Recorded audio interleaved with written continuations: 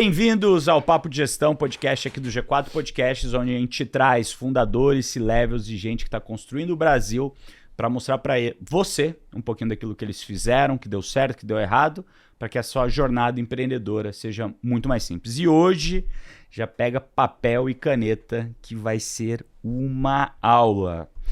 Hoje o tema vai ser o erro de estratégia que mata empresas. Quase toda empresa faz o planejamento estratégico do mesmo jeito. Tranca a liderança numa sala, faz um diagnóstico interno e sai desenhando o futuro olhando só para dentro.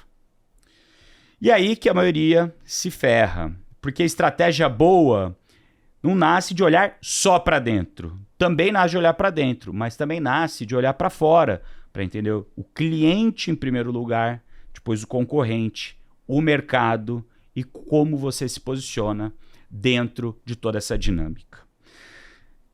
E hoje a gente mostra o erro que faz muito planejamento estratégico falhar e como montar uma estratégia que realmente ganha o jogo. Nesse episódio aqui, você vai aprender o seguinte, porque o diagnóstico interno é o que mais engana o dono, a diferença entre estratégia e plano e por que confundir os dois te quebra, como saber se a sua empresa faria falta no mercado se sumisse amanhã e como transformar planejamento em decisão, execução e não somente um papel que fica lá na gaveta guardado. E o convidado de hoje, para esse papo de gestão, é um dos caras que eu mais admiro em todo esse mercado que a gente fala aí de gente que está de fato construindo. Ele é sócio fundador da Catálisis. Ele é uma referência mundial em estratégia e inteligência competitiva, já conduziu mais de 1000 projetos de planejamento estratégico em todos os setores, de empresa muito grande, aberta na bolsa, até empresas médias e menores. E foi ele que desenhou o nosso plano estratégico aqui lá em 2024, um cara que ajudou muito a gente a ter clareza no caminho que a gente deveria seguir. Quando o assunto é estratégia de verdade, esse é o cara para você ter ao seu lado. E depois desse planejamento, a gente trouxe ele também para virar mentor aqui no G4. Antônio Napoli, muito obrigado por estar aqui mais uma vez nesse podcast. Eu que agradeço, é uma honra estar aqui. Sempre foi um prazer acompanhar vocês. Vai de experiência transformadora para todos, né? Não só para vocês, como para mim também. E no final desse episódio, eu tenho algo muito importante para falar para vocês, que o Napoli me falou aqui antes de começar. Mas se você está curioso para saber, é algo que mudou a vida dele a partir do papo de gestão que a gente fez em 2024. É isso aí. Se você quiser saber, fique até o final que eu conto lá. Inclusive, pessoal, olha só, muita gente tem me mandado mensagem que por algum motivo tanto o YouTube quanto o Spotify desinscreveram eles da plataforma, do nosso canal, né? Não sei porquê, isso daí algumas pessoas já me relataram diretamente no Instagram. Então aproveita, vê agora, checa aí se você, tanto no Spotify quanto no YouTube, está inscrito no nosso canal. E vai lá e se inscreve. E também compartilha esse episódio aqui com as pessoas que você acredita que vão ser muito bem influenciadas com esse papo. Pega papel e caneta e vamos começar aqui, Começando, senhor Napoli, quase todo dono faz planejamento do mesmo jeito. Ele vai lá, tranca o time numa sala, faz um diagnóstico interno da empresa. Na sua experiência com tantos projetos já feitos, esse é o caminho certo ou é justamente aí que a maioria erra? Aí que a maioria erra porque acha que planejamento é só um encontro para discutir o futuro, né? Lembra, quando a gente fez a estratégia do G4, foram quase 6 meses de preparação, né? De olhar mercado, olhar cliente, olhar concorrente, olhar os jogos possíveis, de debate entre os sócios, né? O que a gente quer, o que a gente não quer. Então, assim, o planejamento, o encontro é o finalzinho do processo.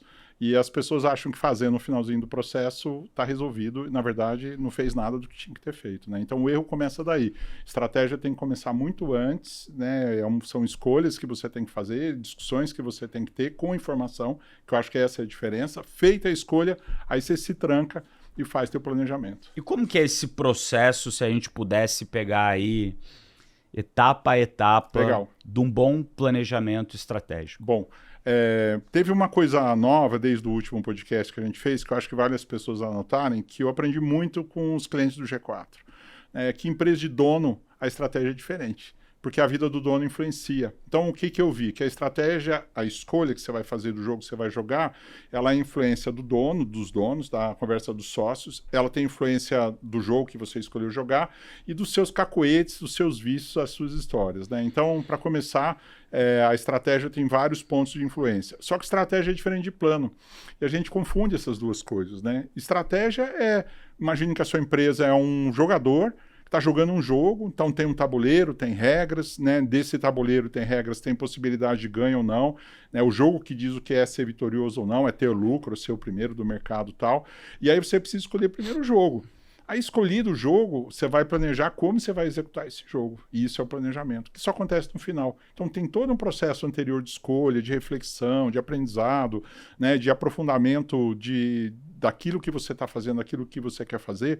E o passo a passo é muito simples, né? Antes disso, okay. Antes do passo a passo, dá um exemplo disso que você falou, de que jogo você vai jogar. Legal. Importa mais do que muita coisa. Vamos pegar o caso de uma empresa com 2 sócios. Uhum.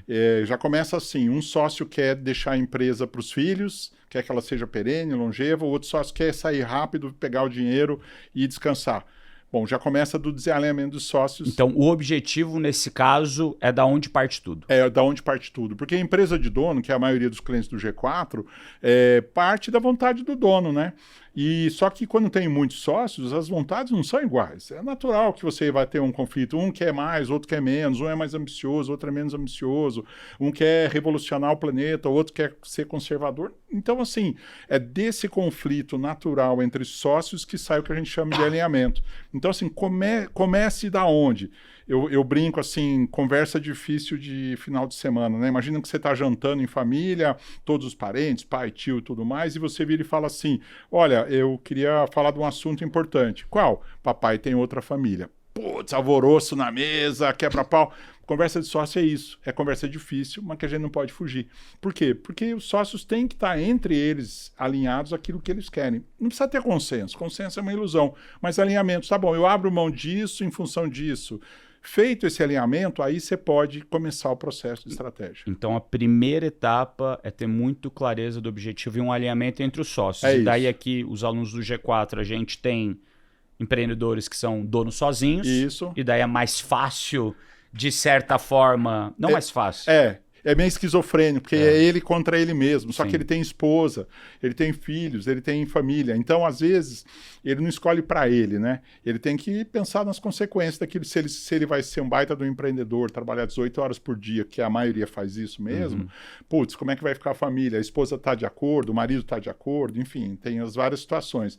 Então, sozinho tem seus desafios, em conjunto tem outros desafios. Perfeito. Né? Então, feito o alinhamento entre os sócios, da onde a empresa quer chegar. É isso aí. Então, assim, primeiro exercício, marca a data da sua morte, imagina o funeral, imagina o que você quer ouvir no dia do seu funeral sobre a sua empresa. Eu forço um pouco a barra de você ser extremista nisso, porque você precisa dessa resposta. Né? O que você quer? Né? Foi a primeira pergunta que a gente fez quando a gente almoçou. Né? O que você quer com a sua família, com filhos? E você me falou um pouco das suas ambições e foi muito bom, porque me orientou de como ajudar vocês a fazer o processo. O Alfredo tinha outras ambições e o Thales tinha outra ambição. Como harmonizar as 3 ambições, né? Só que às vezes é você com você mesmo, você com a sua família. Primeiro exercício, o que você quer da vida? Né? O que você quer deixar de legado? O que você quer construir? O que você quer experimentar? Sem essa reflexão, você não vai fazer boa escolha de estratégia. Acho que isso foi um aprendizado bacana, assim, maravilhoso que eu tive aqui dentro do G4, convivendo com as empresas de dono. É isso. Você não consegue escolher o jogo que você vai jogar se você não tem escolhas pessoais primeiro. Então, empresa que tem dono, tem gente tem escolha de gente. Né? Beleza. Então, dito o objetivo, dito as escolhas tanto na física, que vão refletir para a jurídica, o que é etapa por etapa para você fazer um bom planejamento? Normalmente o empreendedor, o empresário, a grande maioria se virou, né? Virou empresário. E ele começou a ver que o mercado gostava de uma coisa que ele entregava e ele começou a servir um determinado público. Então, no começo, ele é mais comprado do que ele vende. Né? Tem alguém que gosta daquilo que ele faz e você fala, nossa, está dando tração, está crescendo, puta, vamos nesse pace aí. E olhando a isso, a grande primeira pergunta é a quem você serve. Quem é teu cliente ideal? Então, assim, a quem você serve é a pergunta que começa o processo da estratégia. Eu sirvo a uma pessoa com uma dor, eu sirvo a uma situação. Eu vou dar 2 exemplos que eu acho que são importantes. Eu sirvo a mulheres de 25 a 40 anos de classe C e D que tem que gastar menos na área de saúde, porque elas não têm muita grana, por exemplo. Né? Então, é um jeito, uma escolha. A partir disso, você escolhe todo o resto, né? Porque você sabe com quem está concorrendo, quanto que ela tem no bolso, quanto que ela não tem. Mas vou dar um outro exemplo em educação, que é um mundo diferente. Eu sirvo ao encontro de professores e alunos. Putz, é diferente? É diferente, porque na educação, o aluno não existe sem professor, o professor não existe sem aluno. Eu preciso ter bons professores e bons alunos para ter sucesso. E eu faço o quê? Eu faço os dois se encontrarem. Então, eu sirvo ao encontro, não posso só servir a um ou só servir ao outro. Eu preciso preparar. Então, numa universidade, por exemplo, eu sirvo ao encontro. Eu preciso ter um espaço bom para receber professor, bom para receber aluno. Eu preciso ter bom professor, eu preciso ter bom aluno. Então, eu preciso refletir a quem eu sirvo. Refletir a quem eu sirvo, você já sabe, putz, eu estou num jogo X, e esse jogo tem um tabuleiro, e esse tabuleiro tem competidores, e nesse jogo tem regras, e quem é teu juiz? A quem você serve? Quem vai dizer que você ganha ou perde o jogo é o juiz, né? E o juiz é o cliente que você escolheu servir. Se ele não te escolhe, você perdeu o jogo. Se ele te escolhe, você ganhou o jogo. Então, se você não sabe a quem você serve, eu repito essa frase meio quase como mantra, você não tem estratégia. Porque você não sabe que jogo você está jogando. Ah, eu sirvo B2B, B2C. Puta, mas é muito diferente. Lembra da discussão que vocês tiveram? Corporativo, educação executiva ou não. Eu preciso escolher, de preferência, escolha um só. Para ser muito focado, muito porradão, para poder crescer rápido, para poder ter foco. De preferência. Ah, não, eu tenho que atender vários mercados. Então, crie unidades de negócio separadas, porque elas pensam diferente. Então, escolhi a quem eu sirvo. Legal. Agora eu vou escolher o mercado que eu vou atuar, geografia, amplitude, é nacional, é internacional, é regional, é local, né? Então, eu estou escolhendo a amplitude do meu tabuleiro. Escolhi a amplitude do meu tabuleiro, isso determinou quem é o cara que eu vou encontrar lá que vai roubar meu cliente. Né? Você vê que o competidor é consequência de 2 escolhas anteriores. Putz, se eu vou jogar o jogo no Brasil, o G4 tem competidores só no Brasil. Se fosse jogar o jogo fora, putz, eram outros competidores, né? Então, aí, liste os competidores com os quais você deliberadamente quer competir. A gente chama isso de grupo de pares, ou em inglês peer group. Escolha os caras que você vai se comparar o tempo todo, os caras que você vai medir o tempo todo, que você vai monitorar o tempo todo, porque você está numa competição, sei lá, com 5 competidores, né? Petrobras, por exemplo, a gente pegou 28 competidores no mundo todo, porque eram muitos produtos, muitos negócios. Né? O G4 tem um conjunto de competidores, alguns mais potentes e diretos, outros mais indiretos, mas ainda assim são relevantes. Né? Escolhi os competidores, agora então começa o processo de entender como é que eu estou nesse jogo. Né? Então eu preciso ver, olhar de fora para dentro, quem eu sou na fila do pão. Eu sou mais um, que se eu fechar as portas, tanto faz como tanto fez, ou eu sou aquela empresa que toda vez que alguém pede um orçamento é só para compor um terceiro preço, né? Porque você sempre perde, né? Você nunca é chamado de primeira mão, ou eu sou líder, né? E estou na vidraça apanhando para caramba, perdendo funcionário roubado pelos competidores e tal. Então, quando você entender o jogo que você está jogando, vem agora as escolhas, né? Como é que eu estou? Como é que está meu desempenho? Falo sempre isso também, né, Nardon? O mercado cresceu 10, eu cresci 20, beleza, você está crescendo. O mercado cresceu 10, você cresceu 5, você está diminuindo. Né? O mercado cresceu 10, eu cresci 10, meu concorrente cresceu 20, o meu concorrente está matando alguém. Então eu também preciso entender, do ponto de vista relativo, como é que eu estou no jogo. Porque isso tudo antes de fazer as grandes escolhas, né? Tipo, qual a minha ambição, se eu vou crescer mais ou menos, se eu quero ter mais receita, mais margem, mais lucro, e assim por diante. Então, essas são as escolhas básicas para poder fazer o exercício da escolha da estratégia. Então, o que eu quero como sócio, a quem eu quero servir, que mercado eu estou atuando, com quem eu vou competir, né, quais são as regras, né, e as escolhas de mercado e geografia que eu tenho, quais são as regras, e aí vem agora tangibilizar a ambição do sócio. Quero ser número 1. Perfeito. Então isso daqui é muito da porta para fora. É isso, da porta para fora. E um pouquinho da porta para dentro. Quanto tempo você se olha você pessoalmente todo dia? Muito pouco, né? Você acorda de manhã, olha no espelho, escova o dente, vai olhar numa selfie ou... Porque no seu caso você está corrigindo um vídeo, um podcast e tal. Mas normalmente a gente se vê muito menos do que as pessoas. As pessoas estão vendo a gente muito mais, o competidor vê você mais, o cliente vê você mais. Então, para olhar você de fora para dentro, você é ruim. Porque você tem um ponto de vista enviesado, limitado. Então, a parte do diagnóstico de fora para dentro, ela é o ponto de partida. Eu sou bom aonde? Quem é o melhor cara para dizer onde eu sou bom? Cliente concorrente. Perfeito. Né? Quem é o pior cara para dizer onde eu sou bom? Eu mesmo. Né? Perguntar para você mesmo onde você é bom, você fala, tá, eu até acho, mas deixa eu não falar nada. Cliente, onde eu sou bom? Concorrente, onde você fica pé da vida comigo que eu te encho o saco? É aí que eu aprendo onde eu tô. Por isso que eu sempre falo, a estratégia mesmo tem que começar de fora para dentro. Perfeito. Bom, pessoal, você sabe que no Papo de Gestão eu sempre trago um presente para você ouvinte que está aqui acompanhando a gente. E o presente de hoje é muito dessa discussão que a gente está tendo aqui com o Napoli sobre planejamento estratégico. Eu sei que você está tomando suas notas, mas isso descrito com um pouco mais de profundidade para você poder usar de guia para você fazer o seu planejamento aí na sua empresa. Então, você vai lá no meu Instagram, @bruno.nardon, e me manda uma mensagem direta, não é no Stories, não é comentário em post, nem em Reels, vai lá e me manda uma mensagem escrito Napoli, Napole, Napoli. Me manda essa mensagem e a gente vai te mandar um material sobre planejamento estratégico em profundidade para te guiar aí no seu negócio. Napoli, continuando aqui, em que horas você olha se você tem... Né, então, você fez tudo isso. A quem você serve, o mercado que você vai trabalhar, competidor, como eu estou no jogo e as escolhas de acordo com o seu desempenho. É isso. Isso vai dizer para onde você vai. É isso. Agora, como você vai para lá? Porque às vezes você não tem o time necessário para você chegar onde você quer. Aí vem o planejamento. Né? Então, como eu sei o jogo que eu estou jogando e o jogo que eu tô, a parte da estratégia se encerra com a ambição. Que eu quero? Qual o tamanho que eu quero chegar? Vocês fizeram uma ambição, né? 2027 está chegando já, estão pertinho. Eu sei que é suado pra caramba, mas vocês não gostam de coisa fácil, né? Nunca gostaram. Então aí vem a ambição, onde eu quero chegar. E por que a ambição é importante? Porque o empreendedor, o empresário, a empresa de dono, o dono é sempre uma pessoa que quer mudar a realidade. Ele não é um cara passivo que vai ficar respondendo ao mercado. Ele quer mudar. Ele quer ter uma posição, ele quer mudar mercado, ele quer mudar a geografia. Eu quero ser o melhor cara na tal região. Ele tem que ter uma ambição de mudar a realidade. Então, aí eu vou usar o exemplo do planejamento. Imagina que você escolheu a estratégia. E o exemplo que eu tenho dado é do barco, Nardon. Imagina que sua empresa é um barco, tem 10 remadores.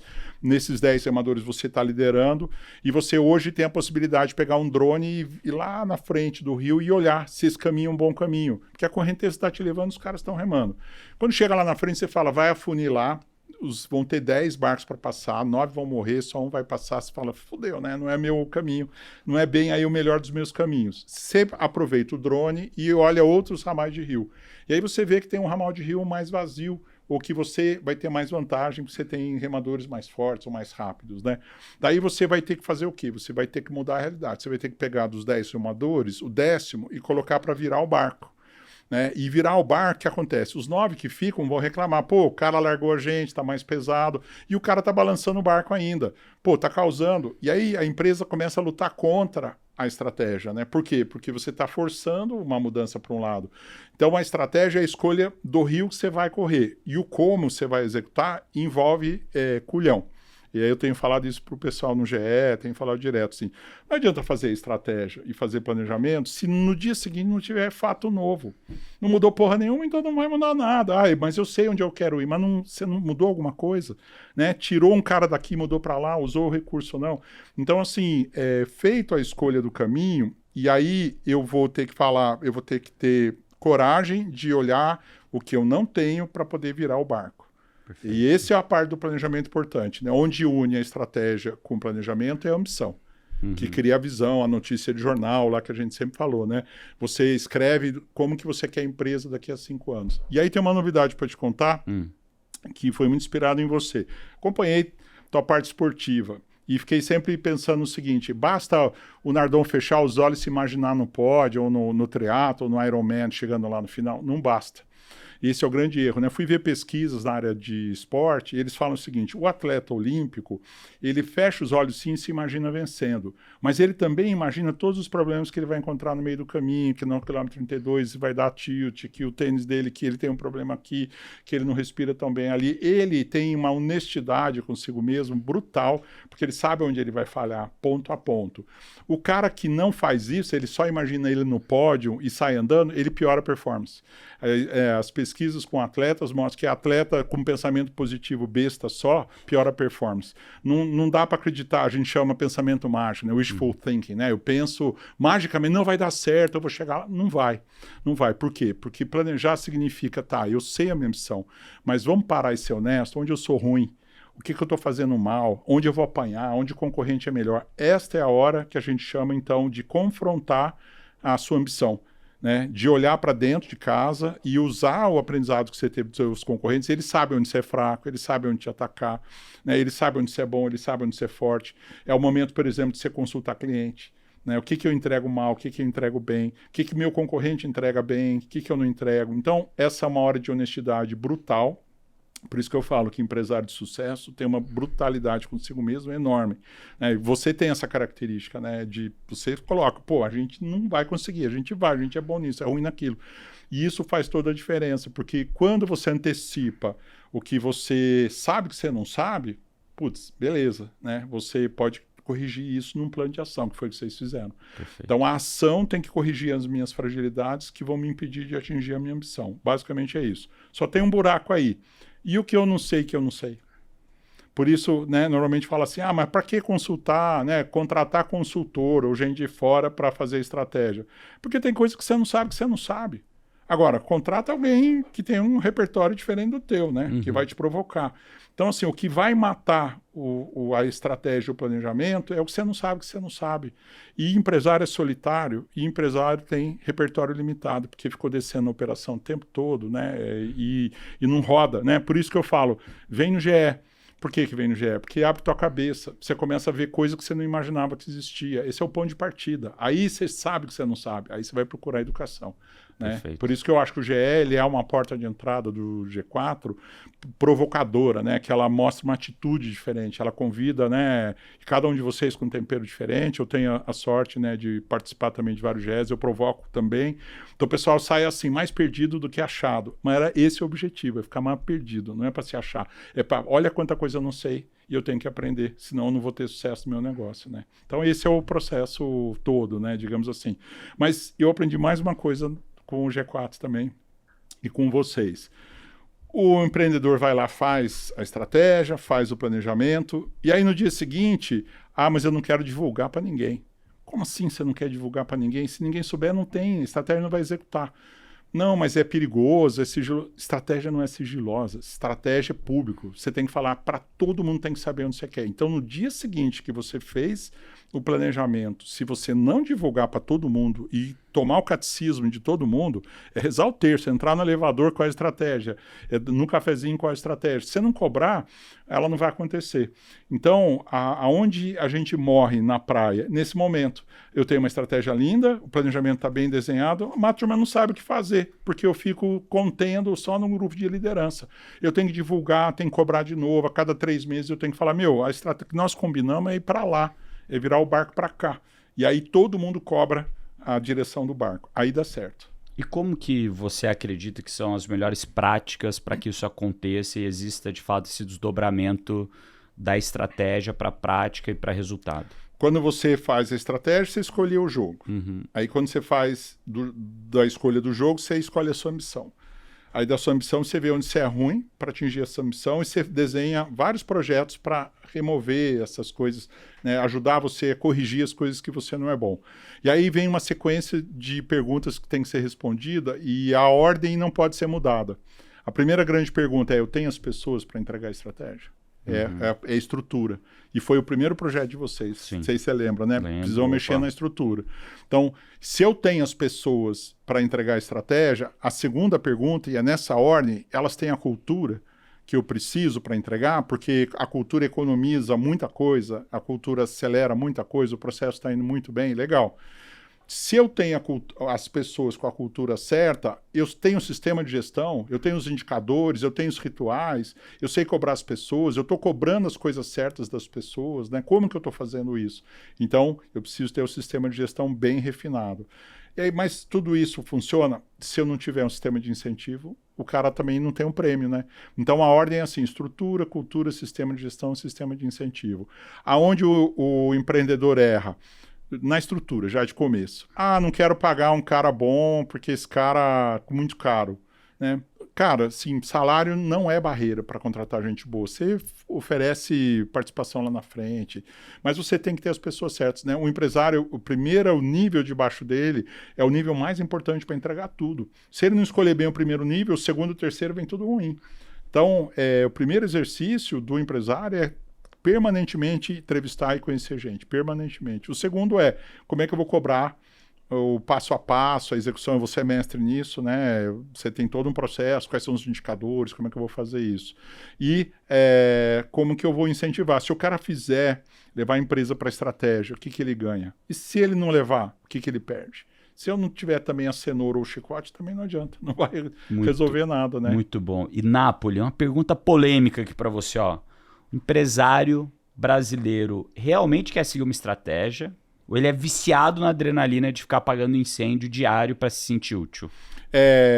A gente acha que a gente fez uma coisa e deu certo, que é só eu repetir o jeito que eu fiz que vai dar certo. Basicamente esse é um pouco o vício da gente, né? Eu usei essa estratégia. Só que assim, a água que passa no rio uma vez não passa de novo. Você não é a mesma pessoa nem o mercado. Então o que você fazia que dava certo não garante que você vai dar certo lá na frente. E empresário brasileiro às vezes tem preguiça de parar e fazer essa reflexão profunda, né? Às vezes eu fico vendo a avaliação da minha aula no GE, o pessoal fala, pô, é legal, mas é difícil de aplicar, né? É difícil mesmo, cara. Não tem facilidade. Estratégia é foda, né? Estratégia tem que raciocinar, tem que pensar, né? Tem que gastar tempo, tem que sentar conversar com o sócio, né? Você sabe, dá um trabalho infernal. Então, assim, primeiro grande erro é a dopamina barata de fazer um planejamento, tocar bumbo sem parar para pensar no longo prazo. Eu acho que esse é o maior erro. O país nos convida a ser curto-prazistas e a gente tem que ter um esforço adicional para olhar no longo prazo, né? Estratégia é longo prazo, né? A gente precisa treinar isso. Eu acho que esse é o maior erro.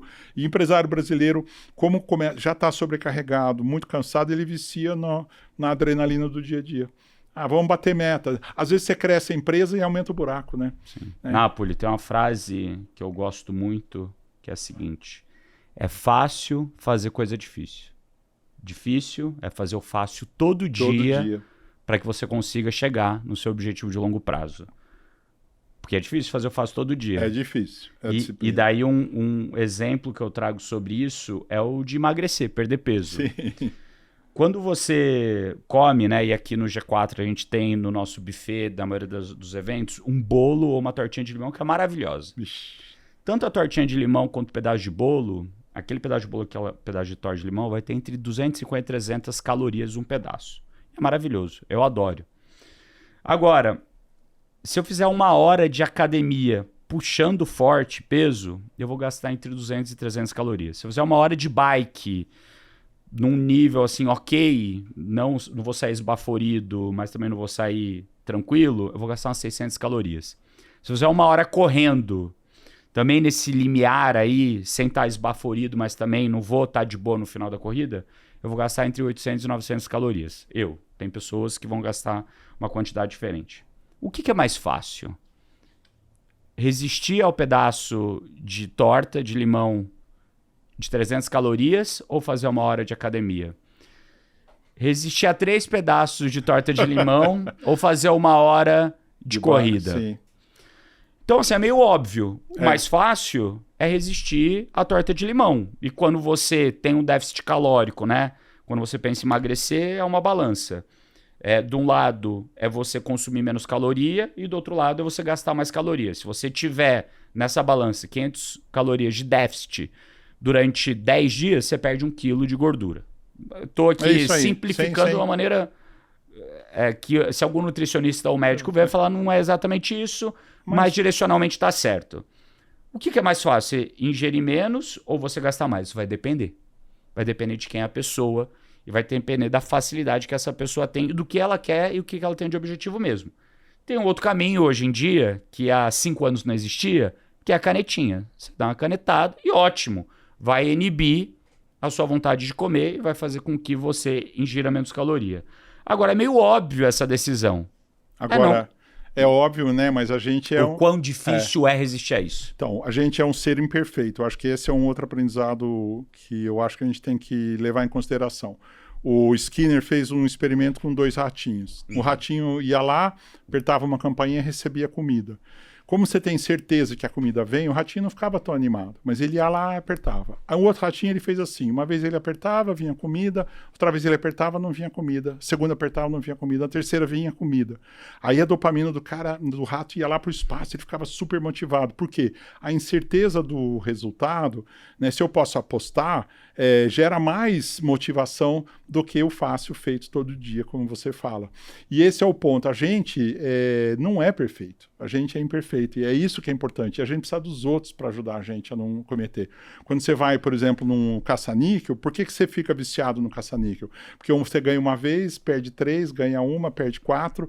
Então, essa probabilidade de não fazer a coisa certa e ganhar faz você ficar viciado no mesmo tipo de comportamento. Só que é chato, né? Você ir lá todo dia, abdicar da tortinha, né, e fazer... Então, assim, não é divertido ser empresário. É monótono. É monótono.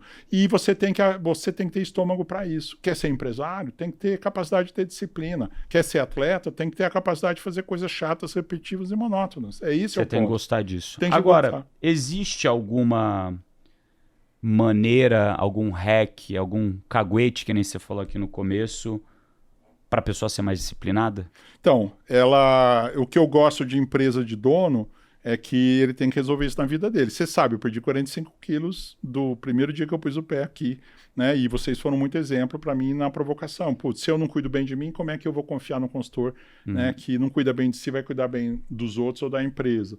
Então, eu me impus essa disciplina de maneira recorrente. A canetinha ajudou? Ajudou, mas ela não resolve. Ela só tira o apetite, mas não muda a sua disciplina. Perfeito. O que muda é a disciplina de fato, né? Então, o hack é o seguinte: faça na sua vida pessoal para depois poder aplicar na empresa. E aqui vem uma outra pegadinha. Todo dono de empresa está pelado com a bunda na janela. Todos os funcionários sabem o que você faz de errado, porque você é muito exposto, não adianta, a gente é muito exposto. Então você dá o exemplo. Se você não é um cara disciplinado, como que você vai cobrar a disciplina? Você não dá o que você não tem. Então, quer mudar a sua empresa, mudou você. Porque a empresa de dono precisa disso. Precisa o autoconhecimento, a consciência de si mesmo, o amadurecimento. E a gente não muda só porque quer. Né? Você deve ter usado o personal.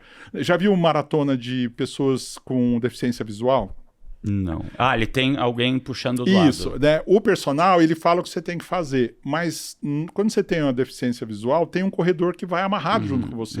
Só que se ele correr mais, te puxar, e você é anulado, você cai da prova. Se ele for ruim e segurar você, você perde a prova também. Então você precisa ter um guia de prova, que é melhor do que você, mas que te acompanha passo a passo, sem fazer por você a sua obrigação. Os programas como Sprint, os Learn by Doing, que a gente senta e pega na mão e ajuda a fazer, é o guia de prova. Por que o guia de prova? Porque eu não vou fazer para o cara, eu vou fazer ele fazer, mas eu vou acompanhar, eu não posso ser mais rápido nem mais devagar. E eu preciso saber o caminho antes dele, porque ele não tem, ele está cego no caminho, né? Então eu acho importante isso, a gente sempre ter ajuda externa. Sempre ter ajuda externa, eu não abro mão. Pode ser que seja ruim, pode, mas é melhor do que não ter nada. Perfeito. Eu tenho, talvez, um caguete aqui que eu uso muito na minha vida, que é o seguinte: criar fricção para um comportamento ruim e criar facilidade para um comportamento bom. Você vai em casa hoje, não tem doce em casa. Porque eu sei que é muito difícil de eu resistir ao doce. É isso. Vai ter, agora que eu tô com um filho pequeno, né? O 4º filho pequenininho. Eu tô dormindo mal à noite. Como eu durmo mal à noite, mesmo tendo ajuda, e minha esposa dormindo muito mais mal do que eu, ainda tem noite acordando, o bebê indo pra cama. E isso mexe muito nos hormônios. Sim. E como isso mexe muito nos hormônios, chega um certo horário à tarde, eu começo a sentir uma vontade incontrolável por doce. Eu não tenho doce em casa. Então você não vai comer. Exato. Porque se eu não tenho. Porque se eu abro a geladeira e vejo, e olha que eu abro várias vezes a geladeira em casa, não tem, só tem coisa saudável. Eu não como, por exemplo. E outra, criar facilidade para comportamento bom. A minha agenda, ela é uma loucura. Porque eu tenho filho pequeno, quero ficar com eles. Porque não adianta colocar filho no mundo, você não vai criar. Exato. Tem a empresa para tocar e ajudar a fazer as coisas acontecerem. E quero fazer meu esporte. Eu treino no rolo, na bike no rolo, em casa. Porque eu acordo cedo, vou fazer meu treino de 1 hora, meus filhos acordam, eu fico com eles, tomo café da manhã, levo eles para a escola, tomo banho e venho trabalhar. No dia que eu não faço rolo, que eu vou na academia, a academia é no meu prédio.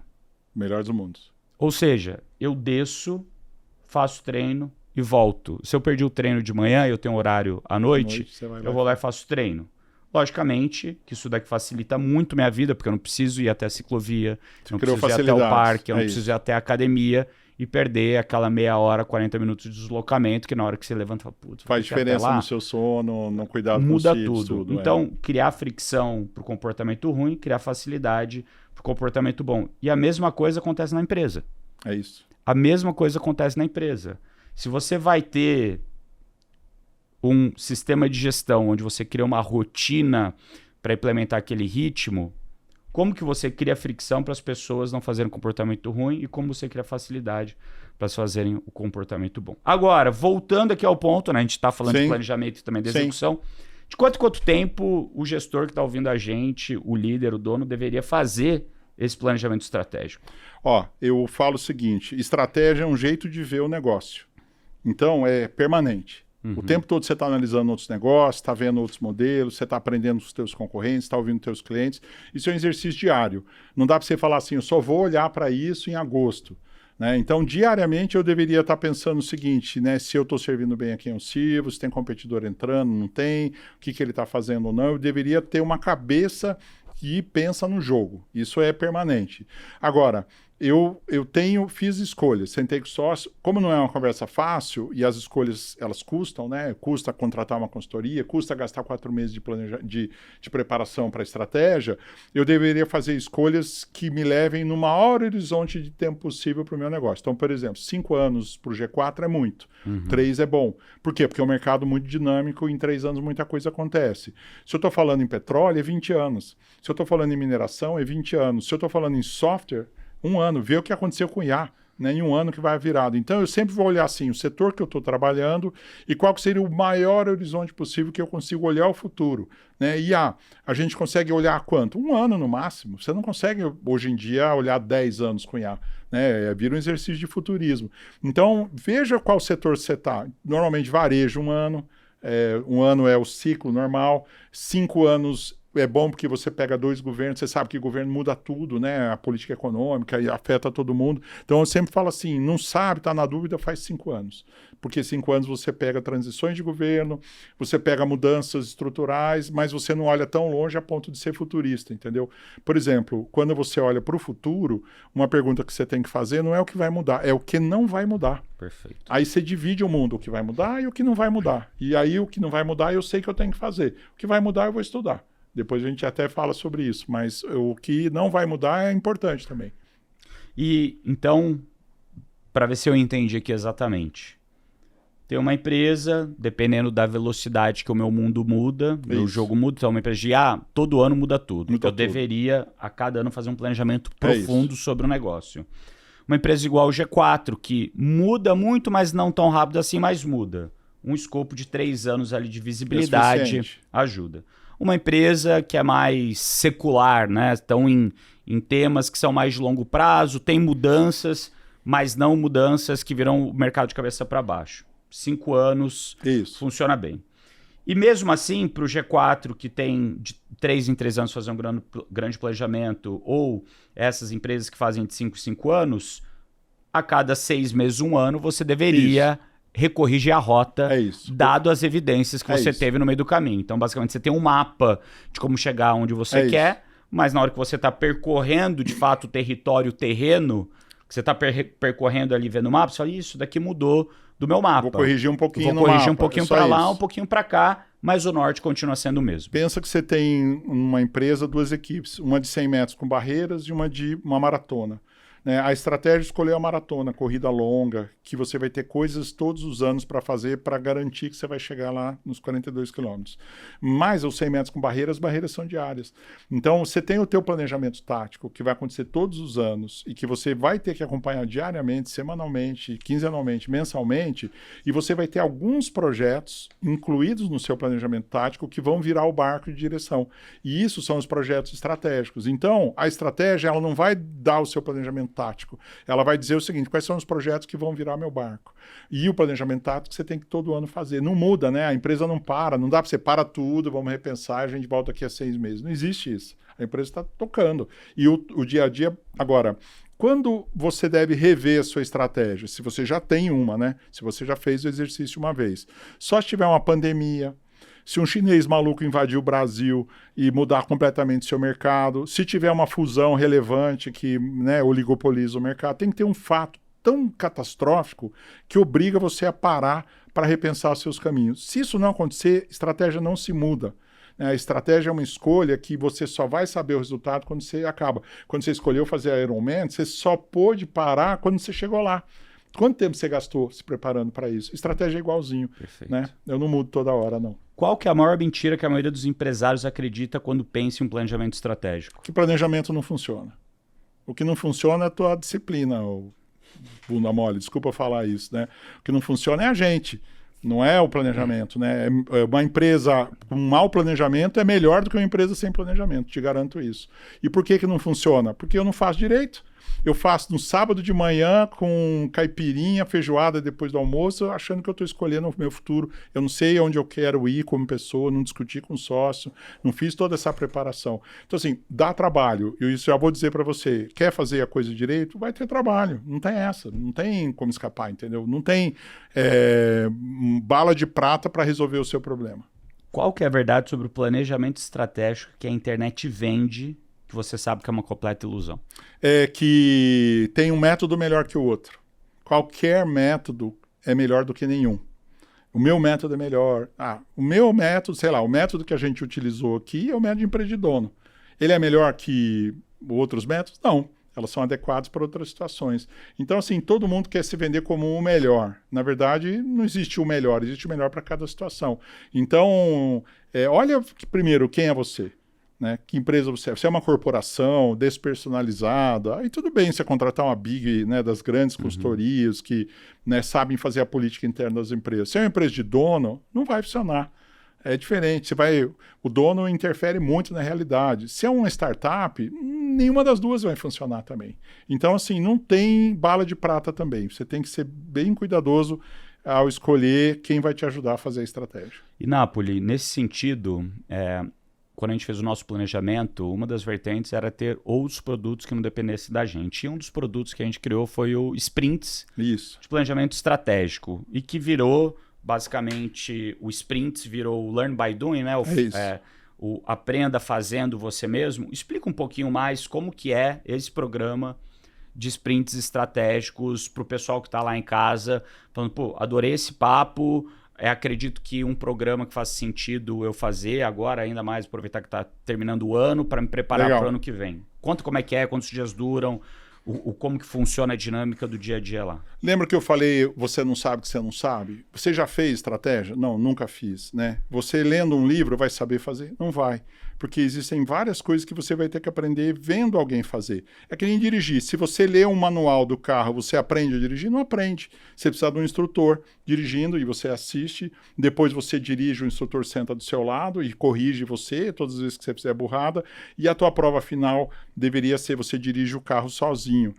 A prova final, na verdade, é quando você ensina seu filho a dirigir, que mostra que você sabe dirigir mesmo. Essa é a prova final. O sprint, o que é? Eu tenho um instrutor do meu lado, caminhando junto comigo, mas quem está dirigindo sou eu. Então, isso, você vai no GE, você abre tua cabeça, oxigena, você fala, puta, é um monte de coisa que eu não sei, estou aprendendo aqui. Aí, os outros programas, eles mostram as experiências dos outros executivos ou dos mentores que são muito legais, só que eu quero aplicar. E eu posso contratar uma consultoria para aplicar, custa caro, né? Mas eu posso fazer isso de Mas pode. Mas pode. Você pode. Se você quiser, você contrata, você vai pagar lá. Agora, eu quero experimentar uma primeira vez. Eu acho o sprint é uma porta de entrada, é uma primeira experiência para fazer uma estratégia de quem nunca fez, né? E aí o que você vai fazer? Você vai fazer a estratégia e você vai fazer o planejamento com quem já fez muito, que no caso sou eu ou são os outros, né, mentores que conduzem, né, no sprint de planejamento tático, de finanças e assim por diante. Você vai pegar gente que já fez muito, que é o guia de prova do maratonista com deficiente visual. E ele vai caminhar junto com você, ajudando você a fazer, mas quem vai fazer é você.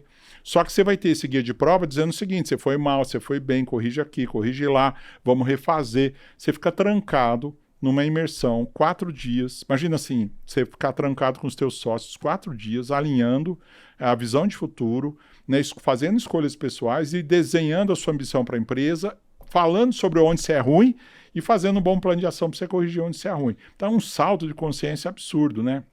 Quando a gente fez o primeiro teste do sprint de estratégia, vocês já faziam o sprint de aumento de receita. E aí eles se ajustaram, né? Porque não adianta também eu querer fazer estratégia se eu não tenho receita. Então, eles se juntavam, né? Eu vou lá, começo a ganhar dinheiro, eu vou e faço estratégia. Não, eu faço estratégia, eu vou lá e resumo. Aí vocês trouxeram o sprint de planejamento tático, que é o desdobramento do dia a dia, sistema de gestão, sistema de incentivo que a gente falou. Vocês trouxeram o sprint de cultura com a Maria Cândida, que é o quê? Não adianta eu ter as pessoas certas se a minha cultura e faz um diagnóstico muito legal de cultura. E por fim, sprint de finanças, que é uma dor de todos, né? A maioria dos empreendedores não fazem um bom controle das suas finanças, não tem ideia se estão indo para o lugar certo. Eu estou aumentando as vendas, mas está aumentando o lucro, não sei. Aí fodeu, né? E o sprint de AI agora. E agora o sprint de AI que bota a tecnologia no processo para poder ajudar você a acelerar o processo. Enfim, os sprints em geral são o quê? Laboratórios onde você vai fazer e vai estar do seu lado alguém que já fez muitas vezes isso e que vai ajudar você a fazer a primeira vez caminhar. E depois, se você for um bom aluno, você faz sozinho. Eu acho que nem sempre a gente vira um bom aluno de primeira. Eu refaria o pessoal que já fez sprint de estratégia, eu faria de novo. Eu faria uma revisão de tempos em tempos. Por quê? Para ganhar mais traquejo, você aprendeu muita coisa. Você sabe, né? Quando eu comecei a fazer academia, entrava na academia e não sabia usar um equipamento. Aí você passa a vergonha, que é isso, né? Se você quer mudar a sua vida, você tem que passar vergonha. Tem que passar vergonha. Se você não aceita passar vergonha, você não vai mudar nada. Passou 2 anos desse processo, eu já sei usar os equipamentos. Mas eu sei performar? Não sei. É bem diferente, eu preciso corrigir a postura o tempo todo, eu já sei para que serve cada coisa. Então eu continuo precisando de gente me ajudando para outras coisas, refinando e assim por diante. Então acho que isso é um aprendizado que a gente vai somando, sabe? Você vai colocando aprendizado sobre aprendizado. O sprint é uma porta de como fazer as coisas e eu acho ele muito transformador, assim, é um dos programas que mais eu tenho orgulho. Eu acho que mais entrega dentro do G4, assim, porque ele força a transformação de fato das empresas. Napoli, voltando para um ponto anterior de quando a gente fala de planejamento de estratégia. Você tem uma pergunta que parece simples, mas assusta muito. Se a sua empresa sumisse amanhã, ela faria falta para alguém? E você tem que responder ela em 30 segundos. Esse é o exercício. Por que essa pergunta diz tanto sobre a estratégia de um negócio? Porque ela diz quem eu escolhi e isso determina todo o restante do jogo, né? Então, como é que eu faço isso? Eu falo o seguinte, eu não sei direito a quem eu sirvo. Tá, então faz uma reflexão. Tem algum cliente que você adora? O cara te paga bem, adora você adora ele. Putz, se eu tivesse 10 clientes iguais a esse cara, eu tava no paraíso. Esse é teu cliente ideal. Normalmente é esse cara que você intuitivamente começou a servir bem. Ele vê valor naquilo que você entrega e se você sumir, ele vai ficar triste. Então você precisa achar esse cliente que você gera muito valor, ele te paga o que você pede, você entrega muito para ele, porque esse é o teu cliente ideal. E normalmente, se você nunca fez esse exercício, você fazendo essa reflexão, você fala, putz, ele é um tipo de empresa média que funciona assim, que tem tais dores e tal. Putz, se eu encontrar iguais a essas empresas e encher o meu funil com essas empresas, putz, eu vou bombar. Então, assim, você já tem dentro de casa a dica. A quem você serve que vai faltar. Só que o que a gente faz? A gente se fecha dentro da empresa, olha para o próprio umbigo e não responde. Então, cadê o comitê de cliente? Né? Cadê as pesquisas? Né? E o cliente, não adianta perguntar o que ele quer. Você tem que observar. o cliente que está feliz, porque o cliente também não sabe responder o que faz bem para ele. Você tem que ficar por tentativa e erro fazendo e medindo a satisfação dele. Putz, esse cara está muito satisfeito. E qual é o maior índice de satisfação? Recompra. Se o cara volta e recomprou, o cara está muito satisfeito. Então, qual é o cliente que volta mesmo quando você faz merda? Né? Esse cara gosta muito de você por algum motivo, né? Essa pergunta, se a sua empresa sumisse amanhã, ela é tão poderosa, mas tão poderosa, que ela não se reflete só na vida jurídica, né? Na empresa. Todo mundo provavelmente que sabe que eu, o Thales e o Alfredo, a gente tem um combinado de fazer terapia em grupo, de tempos em tempos. E nessa época do planejamento estratégico, foi uma época que a gente usou muito dessa pessoa que ajuda a gente, né? A nossa pessoa que cuida disso para ajudar muita gente. E entre uma dessas sessões que a gente estava fazendo lá com ela, né? A gente faz sessões de conjunto, depois individual. E eu lembro até hoje uma pergunta que mudou e ressignificou para mim muita coisa. Ela chegou para mim e falou assim, olha, pensa no Alfredo. Pensa no Thales. Vamos pensar em um de cada vez, né? Se ele morresse amanhã, como que sua vida ficaria? Que é parecido com... Exato. Né? Se sua empresa morresse amanhã, o que aconteceria? Cara, aquilo, eu parei assim e pensei mesmo. E aquilo foi tão libertador, esclarecedor para tantas coisas. E é um tipo de frase ou pensamento ou reflexão que você deveria fazer para tudo na sua vida, né? É isso. Muitas vezes você tá com a tua cônjuge, com o seu cônjuge, brigando. Sim. Briga por qualquer motivo besta, que é irrelevante. Sim. Daí você para e fala, cara, e se ela morresse amanhã? Como eu ficaria? É isso mesmo. E daí, nessa hora, você começa a ressignificar tudo, porque tipicamente é muito mais coisa positiva do que negativa, porque senão você não estaria com aquela pessoa até aquele momento. É isso aí. Ou se não, se você falasse, não mudaria nada, então a resposta também está dada. Tá dada. Você deveria se separar. É isso. Você tem toda a razão. Então, assim, essa pergunta, eu trago isso daqui para você que está ouvindo a gente aí, essa pergunta é uma pergunta libertadora, esclarecedora, e que você deveria, de fato, fazer uma reflexão profunda sobre isso. Seja na empresa, na hora que você está fazendo planejamento, seja na sua própria vida, com as relações que você tem. E pega o teu sócio, para e pensa. E se ele morresse amanhã? O que isso significaria para mim? Só que pensa profundamente, o que isso impactaria na minha vida financeira? O que isso impactaria na minha amizade? O que isso impactaria no meu dia a dia? Por que isso seria ruim? Por que isso seria bom? E na hora que você pensa de uma maneira 360 sobre todos os ângulos e aspectos na sua vida, isso muda muito aquilo que você pensa sobre aquela pessoa.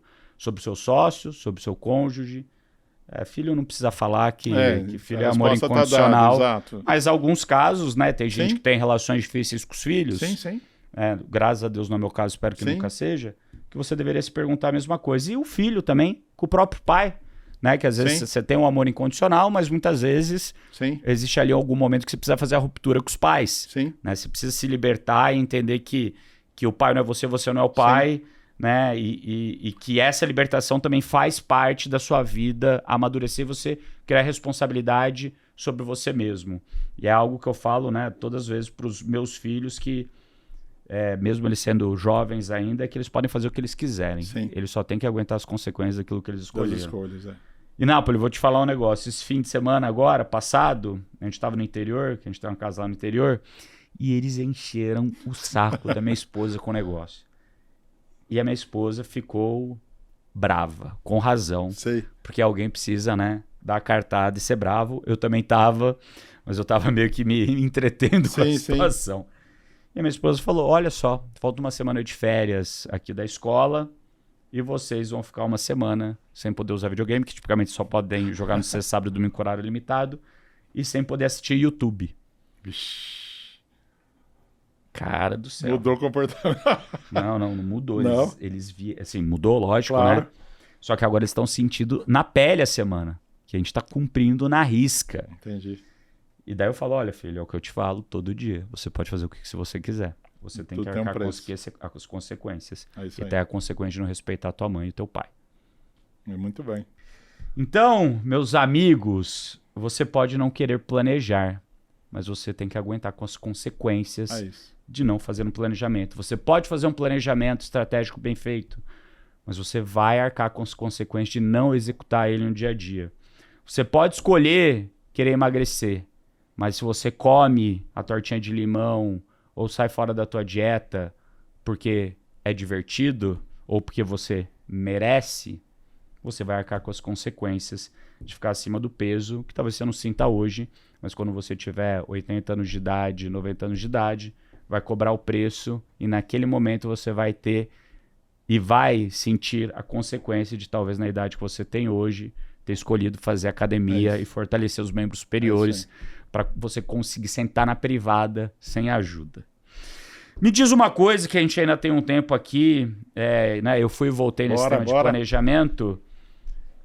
Me conte exemplos de empresas que você fez o planejamento e você ficou chocado com o impacto que aquilo teve na empresa. Se puder falar casos reais e abrir aqui o nome de cliente, coisas que já aconteceram, seja empresas grandes, empresas médias, outras empresas, seria muito legal para a galera ouvir aí e se inspirar. Legal. Teve um caso que ele é público, é uma empresa de capital aberto, e teve um class em que o CEO na época foi apresentar esse experimento, né? O Luiz Augusto, que ele era o CEO da Eternit. Eternit é um caso muito interessante, porque a Eternit fabricava um monte de coisa, né? E a fabricação, né, de louça, metal, telha, só que ela tinha uma mina de amianto. E o amianto, como você sabe, foi proibido no Brasil. E em algum momento o negócio começou a andar de lado, porque, putz, a minha maior fonte de receita era o amianto, e agora eu tenho um monte de produto que não tem muita sinergia. E ela entrou em recuperação judicial, ela estava com um problema sério, né, junto ao Ministério Público por causa do amianto, vários processos, né, coletivos e assim por diante. E a Eternit tinha tudo para morrer como empresa, né? Por que ela tinha tudo para morrer? Porque você tem grandes competidores no mercado que, se fizesse um pouquinho de força, um pouquinho de guerra de preço ali, matariam ela. Mas o que me surpreendeu? Os competidores falaram, ela tá ruim, ela vai morrer sozinha, deixa ela morrer sozinha. E aí nós chegamos para fazer a estratégia. E a estratégia foi assim, a quem você serve? Aí o Luiz Augusto, né, conduzindo com os conselheiros e com os acionistas, fez uma escolha relevante. A gente tirou todos os produtos, a gente ficou só com telha de fibrocimento. Caraca, mas e todo aquele investimento? Vende tudo. Né? Venderam tudo, entregaram tudo, minas de amianto, zerou, só faz telha agora, só faz telha agora. Eu vou ser foda em fazer telha. Só que eu preciso fazer telha com outros produtos que não é amianto, e eu estou muito fraco porque eu dei atenção para outras coisas, não dei atenção. E aí eles fizeram as escolhas certas. Foco, velocidade, né? O Luiz Augusto, quando a gente pergunta para ele assim, qual era a cultura anterior da empresa? A cultura anterior da empresa era de vender. Então, se aparecia uma grande varejista querendo comprar um grande lote com margem zero, eles vendiam. Qual foi a cultura nova que ele impôs? A cultura, eu preciso de margem, né? Eu estou em RJ, eu preciso gerar caixa, eu preciso de dinheiro, né? Não tenho dinheiro de banco, como é que eu vou fazer? Com margem. Então, eu não posso vender sem margem. E aí ele pega o time de vendas e fala assim, ó, proibido vender sem margem. Aí o cara vinha, nossa, mas é um lote gigante, tal, não vai vender. Como não vai vender? Eu não vou bater a meta de venda. Não, você vai bater de venda, mas não vai bater de margem. A gente não vai gerar caixa, a gente não vai pagar as contas. Enfim, ele tentou mudar a cultura do pessoal, o pessoal não mudou. No fim, ele mudou todo mundo, ele teve que mudar 100% das pessoas, e essas pessoas que vieram tinham uma cultura de margem. E aí, eles começaram a ter excesso de caixa e conseguir cumprir as suas obrigações, fazer investimentos básicos em melhoria produtiva, melhorar a distribuição logística. Eles fizeram as escolhas certas e foram fazendo. Só que isso era suficiente? Não era, porque se o concorrente viesse com 2 pés no peito, matava ele. Só que o concorrente foi arrogante. Falava, esses caras vão quebrar sozinho, deixa eles. E no silêncio, contando com a sorte, mas com a estratégia certa, eles foram se recuperando, saíram de RJ. E hoje tem regiões que eles têm 60% do mercado. Caramba. Estão dividindo o mercado com 2 grandes. Então, assim, é um caso de sucesso. Por quê? Porque eu fiz as escolhas certas, mas eu também tive sorte. A sorte é o quê? Da arrogância do meu competidor. Então, o que eu quero falar para vocês? Você acha que você é o primeiro lugar, que você é o bonzão? se fudeu. Porque não é assim que funciona. Sempre tem alguém no seu caos, sempre tem alguém tentando fazer as coisas certas. Mas eu vou contar com a sorte e não vou contar com a estratégia. A Eternity tinha quebrado. Concorda? Ela poderia ainda assim ter tomado as decisões certas e ter azar. Ela teria quebrado, mas ela tomou as decisões certas, né? Aqui ela teve as decisões certas e uma situação de mercado em que o concorrente, por arrogância, não viu. Então esse é um caso emblemático porque teve mudança de cultura, né? Teve escolhas difíceis, teve abrir mão de muita coisa, vender muita coisa e sair de RJ, e hoje é uma empresa bem sucedida. Napoli, isso que você trouxe é um negócio muito importante que às vezes as pessoas esperam estar lá no fundo do poço para fazer escolhas difíceis. E o ideal é que se você tiver a disciplina de todo dia fazer a escolha fácil, é isso. O difícil fica fácil. Fica fácil, né? É isso. Agora, às vezes não. Muitas vezes a empresa começa a crescer, começa a ter lucro e o empresário ele começa a abrir novos produtos, novas fontes de receita e ele acaba fazendo muita coisa boa em detrimento do ótimo. E a escolha de priorizar, dado que a gente tem recursos finitos, recursos escassos, para a gente ter eficiência, a gente sempre vai ter que escolher o ótimo em detrimento do bom. Então, não é difícil falar não para coisa ruim. Isso qualquer um faz. Sim. O difícil é falar não para o bom para ficar com o ótimo. Como que você ajuda e convence esses empresários a deixar de fazer coisas boas para focar no ótimo? Então, várias empresas que eu ajudei, elas queriam inovar e tiveram muitas novas oportunidades. Só que elas quiseram conduzir essas novas oportunidades dentro de casa. E esse foi o maior erro, porque se eu tenho uma empresa focada em fazer uma coisa bem feita, buscando o ótimo, não é lá que eu vou inovar. Então, eu sempre falava assim, faz o spin-off, cria uma empresa paralela, faz o investimento, é outra cultura, é outro desafio, separa os negócios. Não, mas eu vou manter dentro porque eu vou ter sinergias, por exemplo, com a folha de pagamento, com o back-office, né? Pô, foda-se a sinergia com o back-office, ela não é relevante. Sinergia relevante é sinergia de core, de negócio. Se não tem sinergia no core, separa, porque você deixa de fazer o ótimo, e acaba piorando aquilo que você faz bem, porque você começa a ter muita distração. Então, minha experiência é pragmática. Claro, não tem uma resposta única, mas eu prefiro quando a empresa foca, e no que ela foca ela é foda, e ela inova fora.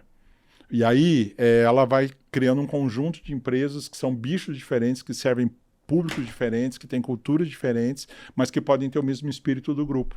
Na verdade, esse tipo de inovação que você está falando é uma inovação, entre aspas, disruptiva do modelo de negócio core dele. A inovação de melhoria contínua no core sempre tem que estar acontecendo. E esse foi algo que você ajudou a gente a tomar a decisão de separar o G4 Capital do próprio G4, porque a gente perdia muito tempo, tanto dos executivos quanto do time principal aqui, discutindo coisas que não eram core. Quer ver uma coisa que também eu peço para não colocar na estratégia, porque isso é um assunto de sócio, não é um assunto de estratégia. Eu estou fazendo a minha empresa porque eu quero vender ela. Tá, aprendi com o Mels e isso que aprendeu com o seu Eli Horn. Você quer vender a sua empresa, então a sua estratégia tem que ser, a sua empresa tem que ser a mais atrativa e a mais lucrativa. O resto não importa, né? Porque ela só vai ser comprada se você for interessante. Então, assim, e se você fala para o seu executivo, não, nós vamos dobrar de tamanho porque eu vou comprar uma empresa, nós vamos ter o dobro da receita. O executivo amolece, ele perde aquele objetivo da meta dele. Então, assim, M&A, compra e vende a empresa não é assunto para executivo. Não deve fazer parte das reuniões executivas. É assunto de sócio e deve ser considerado à parte. E você, se colocar isso como parte da sua estratégia, sigiloso só entre sócios, não desce para a operação. Mesmo que você tenha um cara de novos negócios, ele vai ajudar você a prospectar, ele tem que manter sigilo. Eu não misturaria essas coisas, né? Então, eu acho muito importante ter bem claro o que é o papel e identidade do sócio e o que é o papel e identidade do executivo. O que é difícil no Brasil, porque o cara é os dois, né? Ele é pai de família, mãe de família, é executivo e é sócio. E aí faz uma coisa e mistura tudo, aí fudeu, né? A gente falou muito sobre isso no episódio que a gente fez com o Melzi. Sim. Então, o episódio, para quem está ouvindo agora esse episódio, deve ter saído umas 2, 3 semanas atrás, depois vocês procuram lá com o Melzi. A gente falou muito sobre governança e os momentos diferentes da empresa, do papel do sócio. Exatamente. indo aqui pro final, que eu prometi pra galera no começo do episódio, que a gente ia contar uma história tua, do que o papo de gestão influenciou em você, mas antes de eu falar sobre isso, que eu já vou falar agora, cara, eu queria que você me contasse uma coisa que você aprendeu recentemente, e não precisa ser ligada a planejamento, pode ser ligada a qualquer coisa que você achou muito curioso, muito interessante, e você gostaria de compartilhar aqui com a galera. De novo, é um reconhecimento do valor que o G4 cria, né? Você citou um pouco o exemplo de não ter doce na geladeira. Eu peguei um estudo de final de ano, janeiro de 2025, uma cientista britânica, ela queria ver o poder da força de vontade, então ela pegou pessoas que em janeiro de 2023 planejaram o ano de 2024 e foram bem-sucedidas. E ela queria saber o que você fez se você foi bem-sucedido no seu plano de final de ano. E a tese dela era que elas tinham mais força de vontade que a média. Força de vontade foi a última coisa na pesquisa dela. Ela descobriu que a primeira coisa relevante é o contexto. Então, assim, é aquilo que você falou. Se eu quero emagrecer, eu preciso estar num ambiente que não tem doce. Se eu quero ser bem-sucedido, eu preciso estar próximo de pessoas que sabem fazer a gente ser bem-sucedido. Se eu quero ser saudável, eu preciso conviver com gente saudável. Então, não adianta eu ter só a força de vontade e todo mundo em casa é preguiçoso e não tem academia em casa e tudo mais. Eu preciso mudar a minha vida para um contexto onde aquilo que eu quero acontece. Então, por isso que eu falo assim, às vezes você vem num evento do G4, você vem no Frontier, você começa a conviver com gente que tem um tipo de comportamento que é bem diferente do teu, mas que põe você num contexto onde é muito mais fácil você ter sucesso perto de gente que sabe fazer isso acontecer, do que você estar num lugar onde só tem fudido. Então, em vez de escolher, não, eu tenho força de vontade, eu vou conseguir, esquece a força de vontade nesse momento. Em que contexto eu tenho que estar para poder atingir meus objetivos? Com quem eu tenho que conviver para poder atingir os meus objetivos? Muda o contexto em primeiro lugar. Esse foi um baita do aprendizado. Então, eu olho gente que eu admiro, gente que é muito diferente de mim, e eu falo assim, deixa eu ficar do lado. Eu não tenho nada aparentemente a oferecer para essa pessoa, mas só de estar do lado e ver como ela se comporta, me traz um ânimo, uma motivação e referências que eu não tinha para me transformar na pessoa que eu quero ser. Então, o que eu faço hoje? Mudo o contexto. Olha só, o planejamento estratégico que o querido Napoli fez para mudar o G4, mal sabia ele que era o começo da mudança da própria vida dele. Duas coisas aconteceram que foram muito importantes. O jeito que ele se vestia, ele se arrumou. Verdade. No meio do caminho, em estar dentro desse ambiente, reviveu uma chama dentro do coração desse homem, emagreceu 45 quilos e a gente gravou um papo de gestão lá em 2024, não lembro exatamente, em agosto de 2024. E eu queria que você contasse o que aconteceu no papo de gestão /Tinder do G4. Conta essa história, Napoli. Tenho minha companheira que me conheceu ouvindo papo de gestão, né, que a gente gravou. Foi o primeiro contato que a gente teve, foi por internet, né, à distância, basicamente, e a gente estava relembrando isso, olha, foi por causa do podcast que a gente se conheceu, né, ela trabalha com negócio de família e ajudando a família, entrou em contato, fez perguntas de negócio, a gente viu que tinha afinidade, acabou se conhecendo pessoalmente, desenvolveu uma amizade e depois uma relação. Quando eu cheguei aqui, eu te contei, queria te agradecer, né, porque quando você imaginaria que participar de um podcast e abrir uma porta, né, tão relevante assim, né, de você achar uma pessoa que você ama, que você gosta, né, que você quer se dedicar, né? Então foi um transformador em muitos níveis na minha vida, né? Quem me conhece sabe que nos 2 últimos anos, né, mudou muita coisa. E essa mudança vem por quê? Porque esse contexto em que a gente convive aqui provocou uma série, porque você sabe, eu vivia no contexto corporativo, dos Big Corp, mundo global, etc, etc e tal. Vim para o mundo empreendedor, me colocou num outro lugar, numa outra posição, inclusive na relação afetiva, né? Olha então só. Tem que agradecer o Cupido do Nardon. Nardon Cupido, essa é a novidade. Novo podcast, né? Olha só, galera. Eu acho assim, eu fico... Muitas vezes a gente não tem ideia do próprio impacto que a gente tem aqui fazendo isso, e muitas vezes a gente grava o podcast aqui cansado, com um monte de coisa para fazer e rolando aqui na empresa. E às vezes, pô, essas histórias que você falou, mas não só essas, mas muita gente que ouve a gente no dia a dia, que manda depoimento, fala, poxa, eu ouvi aquele teu podcast e apliquei aquilo na minha empresa e foi o começo de uma fagulha que me ajudou a mudar do momento que eu estava para outro momento. E a realidade é que o nosso papel aqui é provocar. Sim. O nosso papel aqui é trazer ideias diferentes, trazer gente boa para poder compartilhar. E 99,9999% do caminho é trilhado por quem está ouvindo a gente aí. Se você tem atitude, se você tem força de vontade, se você quer realmente mudar, cabe a você tomar a decisão. A gente está mostrando o caminho. A gente, de muitas formas, consegue mostrar para você coisas que você nem sabia que você não sabia. A gente consegue mostrar para você e até às vezes ser o seu personal trainer que vai te ajudar do teu lado, mas a responsabilidade e o caminho... Mas a responsabilidade de percorrer o caminho é tua.